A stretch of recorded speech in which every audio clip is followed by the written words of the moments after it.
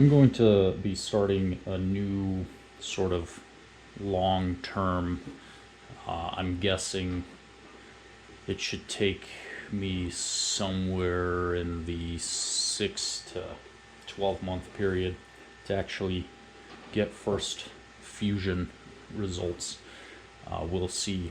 But it's a sort of semi-long-term project to get something called a Farnsworth Fusor put together. Farnsworth was this guy that I think, is most well known for putting together or inventing the like first versions of the television, those cathode ray tube that use the cathode ray tubes to bombard, a phosphor screen with electrons to give you the picture. He's the guy that invented that, and he also came up with this, little the fusor design thing that actually works, that you can use to do deuterium fusion, basically. And it's just a really interesting project because it's something relatively accessible, at a hobbyist level, with some time and effort and a bit of money. You can do it.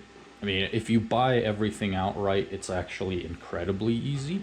If you're willing to spend, I don't know, maybe 10 to 20K, you could pretty much just get everything off the shelf and do it. But if you are kind of clever in your sourcing and, accumulate parts here and there from surplus auctions and things like that, you could probably do this over the span of a few years, for maybe $1,000 or $2,000, maybe even less, depending on luck. But I've been wanting to do this for a few years now. Main thing is I didn't have space before, and I had less parts, but I definitely had a space issue in the past, so I couldn't really put together one of these systems. But now I can, and I've also, at this point, accumulated so much ultra-high vacuum parts, stuff, components, feed-throughs, you name it, that I basically, on the vacuum and feed-through side, have absolutely everything and more that would be needed to put one of these systems together properly, to where everything, is essentially an ultra-high vacuum fitting, and you have a proper, very high voltage feed through. The one I have is 30 kV, but I'm pretty sure you can push it to at least the 35 that you would want for this setup. But yeah, so I figure this would be a really good kind of investment in knowledge and scientific capability for me, because the learning that goes into getting one of these systems up and running, if you're actually making some of the components yourself. For me, it'll specifically be on the power supply side, and the deuterium side. Although so there are mainly 3 big subsystems, if you want to think of it that way, in a Farnsworth Fusor. You have the chamber and kind of the vacuum side of things where the fusion takes place, and that includes like your feed throughs and the pump, and getting to a proper vacuum level, all that type of thing. So that's the one subsystem. That one is going to be, for me personally, very easy because I have lots of experience with vacuum systems and I have all the parts, so it's just a matter of playing Legos essentially for me. The other 2 systems are the power supply side, because you got to provide this thing, up to around, let's say, 35 kilovolts negative polarity, and a decent amount of amperage. I think a usual requirement is like you want to be able to provide that at a continuous maybe 10 milliamps. So a decent amount of power and at a fairly high voltage.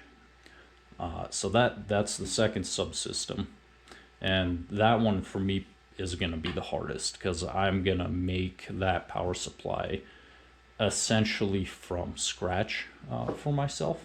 And that's what this giant thing is part of. I'm testing transformers basically to see if I can, how high of a voltage I can put out just straight out of a, transformer, and then rectify it. That'll be another little project on its own, is a high voltage rectifier. But anyway, and then the third subsystem is the gas supply, because you got to give this thing deuterium gas for it to fuse.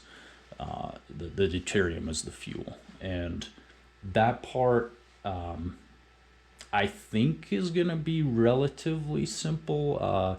It's really simple if you can just buy a gas bottle of deuterium. That's usually not something super easy to do for a private individual, but there is a workaround for that where you can get basically heavy water, so H2O, but instead of protium, the hydrogen on the molecule, you have deuteron atoms, so D2O, and you can electrolyze that, split it, and then take the deuterium stream off and feed it into the system. I think that's going to be, for me, maybe not as easy as putting together a vacuum system, but it should be relatively straightforward. I think that part shouldn't be too bad. And I've got, these cation exchange membranes and whatnot that I've been playing with, so I might incorporate that into this later when it comes time to. But by far the hardest part for me is going to be getting the electrical power supply made. So the way one of these is going to be very interesting. Fusors works is, imagine that this will be the chamber. You can see I've got a viewport here, but imagine this little ball. It's not going to quite look like this, but this is a shaker ball from one of those protein mixer bottles. But you would have this inside of here suspended from your high voltage feed through electrode, and you apply a negative high voltage, about 35 kV to this. And what that's going to do is it's going to create this highly, negative charge density, high negative charge density region right here around this grid. And then your chamber is grounded, so the chamber is positive relative to the grid. And it sets up a field, and basically you're going to have electrons streaming from the grid to the chamber walls, and as they do so, they're going to sometimes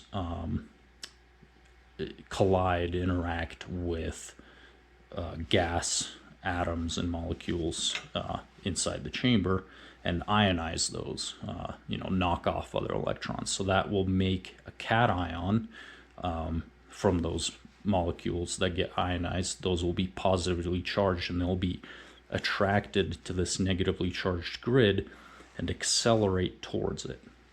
Most of those cations end up hitting the grid and basically neutralizing. Nothing happens, but some will miss the grid and stream towards the center, just by momentum from being accelerated. So essentially they accelerate towards the center, and of those some will actually hit each other and fuse. It's a really quite inefficient process, but it will actually get you fusion, and that deuteron fusion. I think there's a few different pathways that goes, but basically you get helium-4, and then the helium-4 can give up a neutron to then become helium-3, and then you get a energetic neutron out. And then the other pathway, I think, is the helium-3 can give off, or the helium-4, sorry, can give off a proton, which leaves you with tritium. And then there's another pathway, I think, where it can give off a gamma, but that one is relatively low probability. But yeah, this can get you a good amount of neutrons out, and that's, if you measure for neutrons and start detecting neutrons, you know that you are successfully fusing. So that's kind of the operating principle of this thing.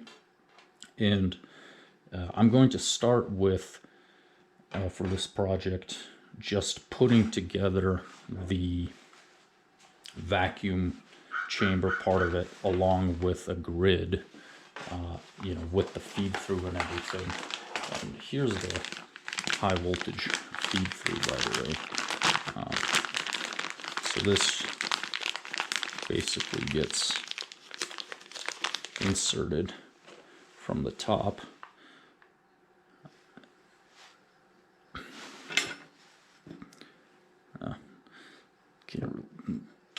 It's not really coming through super well in the video, but yeah, so this is gonna this feed through is gonna insert in the top, and then you have your grid. I won't be using this exact thing, but imagine this is the grid. It will attach, and it just gets suspended in the chamber. Here's a model that I put together to help me kind of plan how I'm gonna build this chamber for the fusor, and I think it'll make it a lot easier to explain the plan here.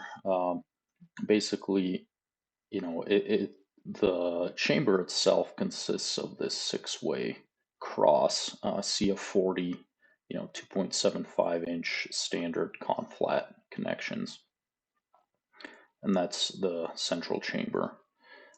Here's the high voltage feed through coming in from the top. I plan to start with 2 Windows viewports.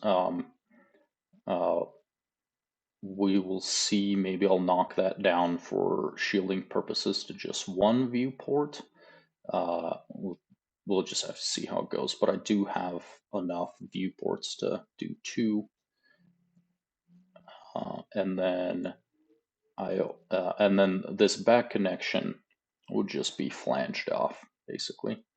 And then the elbow here will be for the ion gauge to measure low pressure, because I want to be able to measure past, E-3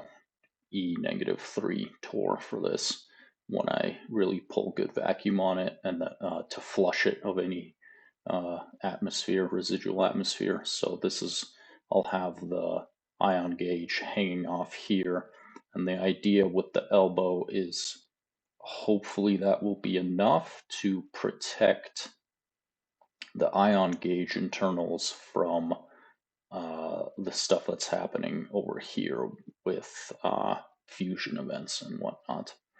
And then at the bottom, I'm not sure if I'll have this isolation valve actually in this spot in the finished build, or closer sort of to the turbo pump itself. But this isolation valve is really just there to be able to isolate the turbo from the chamber.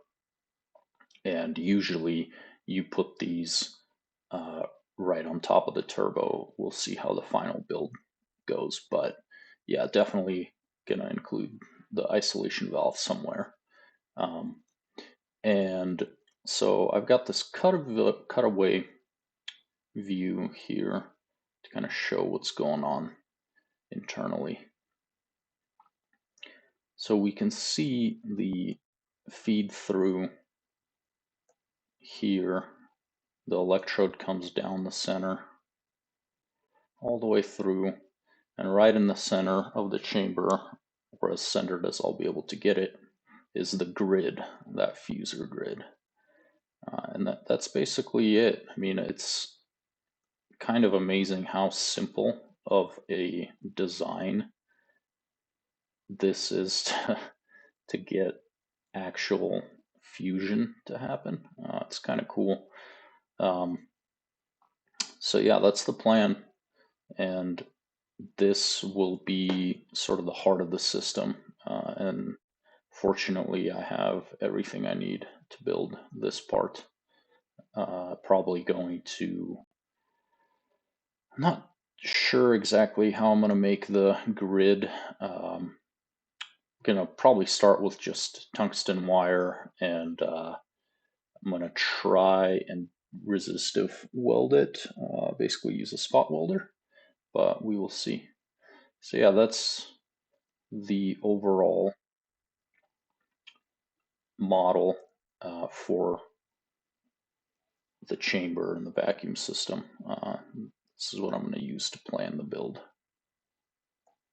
And from what I've seen, the sort of high voltage feed through vacuum part of the build is what seems to be a bit challenging for a lot of people because they don't have necessarily one of these.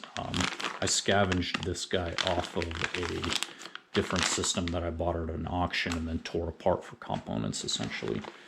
But the high voltage feed through is a limiting factor for a lot of these builds. So thankfully, I don't have that problem, which is very lucky for me because I think that would be a huge, huge pain to try and DIY a feed through without, you know, having like machining tools and whatnot. Okay, so that'll be the first part, is putting together the chamber with the feed through with the grid and everything, assemble it all and pull down good vacuum and just kind of test for vacuum and make sure everything looks good. And then at that point, that's that subsystem complete. That'll be kind of phase one for me.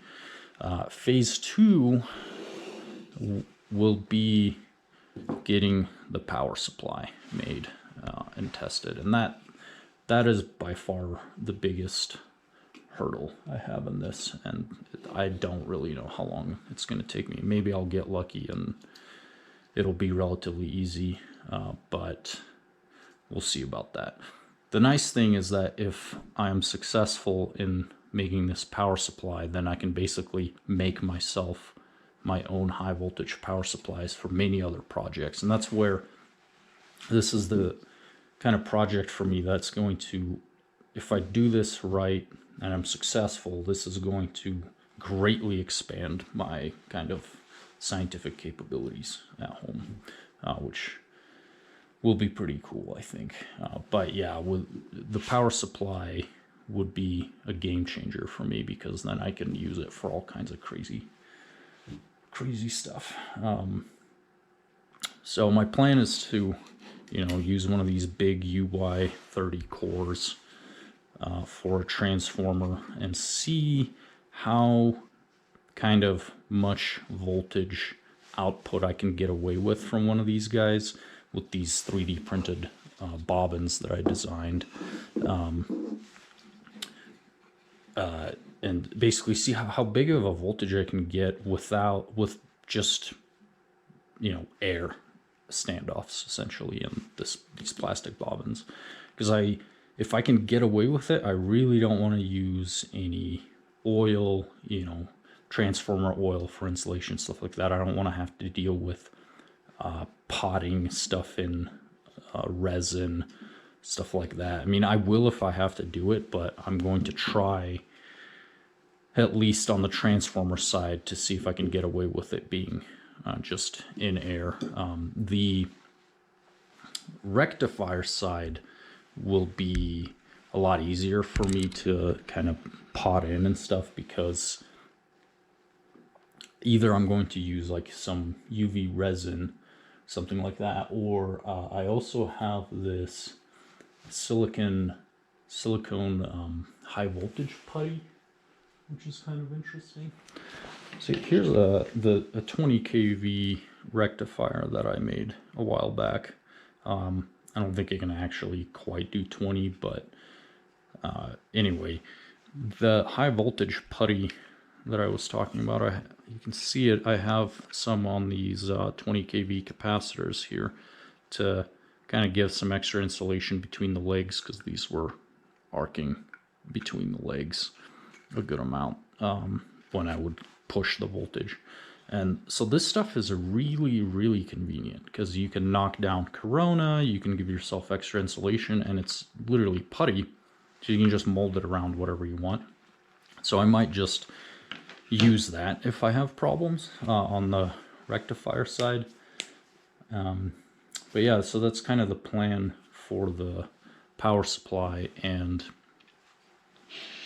once I have that up and going, then it'll be, you know, testing to basically hook up to the high voltage feed through on the chamber and see if I can get a proper, you know, sort of star mode, I think is what they refer to like this mode of discharge, glow discharge type of thing. Maybe I'll find a picture and put it up. I might have actually done it with this guy a few years back. If I can find a video, I'll throw it in here just to show what I'm talking about. But it's a good indicator that your system is working. You've got proper vacuum, and you've got you know, stable voltage, yada yada yada, that kind of stuff. So at that point, once I can kind of prove to myself that I can provide enough power, correct voltage to the chamber, that's when I'll move into the deuterium side of things, because even though it will be, I think, relatively straightforward for me to do, it won't be cheap. It's a bit of a commitment to get heavy water. Like I'm pretty certain that it's going to be relatively expensive, so I don't want to get it before I know that I'm ready to actually try and, you know, get fusion. And there's really no point to have it until I have these two subsystems done. Yeah, I'm really looking forward to getting going on this. I'll be working on all my other stuff in parallel too, because this is the kind of thing that's gonna take a while, and I'll probably take steps back from it and whatever have you. But yeah, this is I'm really looking forward to this, and all my kind of hoarding of vacuum equipment and just crazy random things is finally gonna pay off for a real kind of higher level, in my opinion, project. And I've still got, you know, this chamber in the back here. That one is pretty much done. I'll be doing some electron beam experiments in that, but that chamber is really quite something, because it's got a lot of capability for experiments in there.